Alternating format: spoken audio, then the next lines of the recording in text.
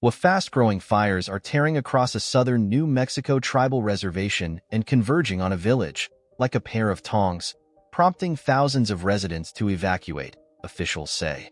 A wall of smoke filled the sky over the village of Ruidoso on Monday evening as a line of cars snaked out of the community. An estimated 5,000 residents were ordered to evacuate the village area due to the approaching South Fork fire, New Mexico Forestry spokesperson George Ducker told CNN. The South Fork fire ignited Monday morning on Mescalero Apache tribal land and had exploded to at least 3,000 acres by nightfall, Ducker said.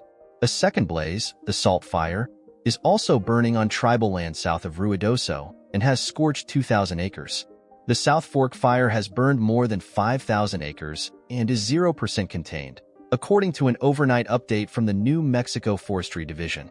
Multiple structures are under threat, and an unknown number of structures have been lost, the agency said, noting that the fire is growing rapidly. Both fires are acting like a pair of tongs, and Ruidoso is in the middle, Ducker said. Evacuation orders are also in place in parts of the Mescalero Apache Indian Reservation, which sits just south of Ruidoso, including the areas of Snow Springs, Fence Canyon, Whitetail, Chihuahua Well, Fantasy Lane, Summit Area, and Botella Road, the tribe said. New Mexico State Police said first responders are grappling with phone outages in the agency's Southern Communications Center, possibly hindering their ability to respond to 911 calls. Multiple fires are blazing across the West, including a 15,000-acre fire in Los Angeles County and a fire in Northern California's Sonoma County that has burned over 1,000 acres. The fires have forced evacuations in surrounding areas. Though Ruidoso is home to only about 8,000 permanent residents, the area attracts a flow of recreational tourists with winding trails, vast parks, and wilderness. The village estimates about 60% of its houses are vacation homes. Rebecca Dennis, who was vacationing in Ruidoso with her family, could smell the smoke Monday morning and proactively packed the family's bags as the fire seemed to grow closer. When the village was ordered to evacuate, the family jumped in the car to drive back to their home in Oklahoma. I can't imagine the chaos had we not been prepared. I truly feel awful for those residents and everyone, but it was horrible to see the fires all around us, Dennis wrote on Facebook. Few paths out of Ruidoso remained Monday evening after both Highway 48 and Highway 70 at Apache Summit were closed due to the South Fork fire, the village advised on Facebook. The only route for evacuation is on Sudderth to Highway 70 and out to Roswell.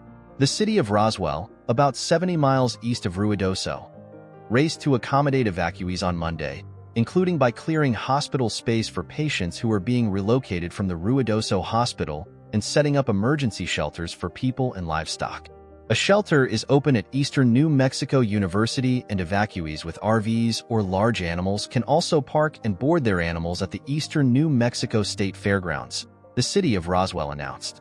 Power has been shut off in portions of Ruidoso at the request of first responders, electricity utility PNM said. As of Monday night, nearly 800 homes and businesses were impacted, the utility said. Public safety is a top priority, and we do not take this decision lightly, but are doing all we can to work in lockstep with our first responders who are helping the communities who are impacted, PNM said in a Facebook post. The wildfire's explosive growth has been fed by very dry air and high temperatures. The conditions prompted the Storm Prediction Center to issue an elevated fire risk warning across most of New Mexico, meaning the wind and low humidity could lead to increased fire threats. As humans continue to drive climate change with fossil fuel pollution, scientists warn that rapidly spreading, destructive wildfires will become more frequent, in part due to hotter temperatures and pervasive drought conditions. Parts of Lincoln County, where Ruidoso is located, are experiencing several levels of drought ranging from moderate to extreme, according to the U.S. Drought Monitor. This is a developing story and will be updated.